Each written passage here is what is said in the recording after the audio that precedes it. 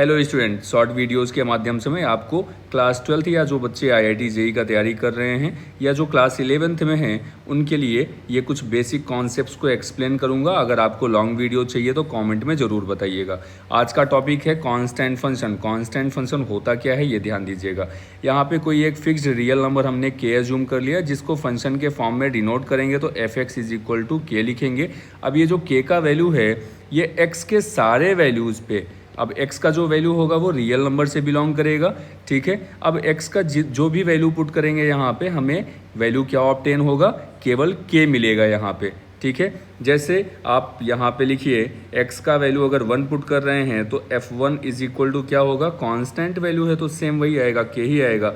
And अगर x is equal to 2 put करें तो f2 का वैल्यू क्या होगा, सेम वैल्यू k आएगा। ठीक है, मतलब x का जितना भी वैल्यू पुट करेंगे हमें सेम रिजल्ट ऑब्टेन होगा। क्यों?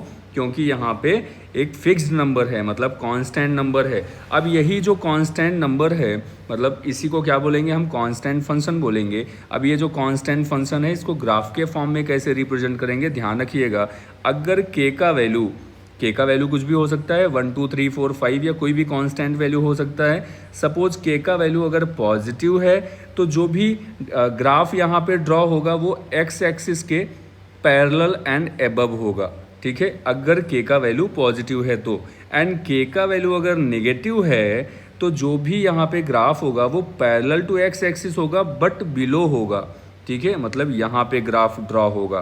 किस केस में, जब के का वैल्यू नेगेटिव है। और अगर के का वैल्यू ना ही पॉजिटिव है ना ही नेगेटिव है, वो जीरो है, तो सीधी सी बात है वो एक्स एक्सिस से कोइंसाइड कर जाएगा, मतलब इसी से कोइंसाइड कर जाएगा, इसी के ऊपर हो जाएगा। ठीक है, ना ही ऊपर होगा ना ही नीचे होगा, एक्स एक्सिस पे ही होगा, ध्यान रखिएगा। अब इसके अगर डोमेन और रेंज की बात करें तो जो कांस्टेंट फंक्शन है उसका डोमेन जो होगा वो सीधी सी बात है, अब सारी वैल्यूज़ हम पुट कर रहे हैं एक्स का वैल्यू जितना भी रियल नंबर है 1 2 3 4 5 जितना नंबर आप पुट कर सकते हो वो सब पे सेम वैल्यू आ रहा है, तो सीधी सी बात है इसका डोमेन क्या होगा, फॉर ऑल जितना भी रियल नंबर होगा।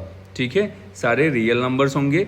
एंड अगर रेंज की बात करें, किसकी बात करें, रेंज की बात करें तो रेंज जो होगा इसका वो सिंगलटन सेट होगा। सिंगलटन सेट मतलब यहाँ पे x का जितना भी वैल्यू पुट कर रहा हूँ रिजल्ट सेम आ रहा है। सेम रिजल्ट मतलब k ही आ रहा है, कांस्टेंट नंबर आ रहा है, तो इसलिए उसका रेंज क्या होगा, k होगा।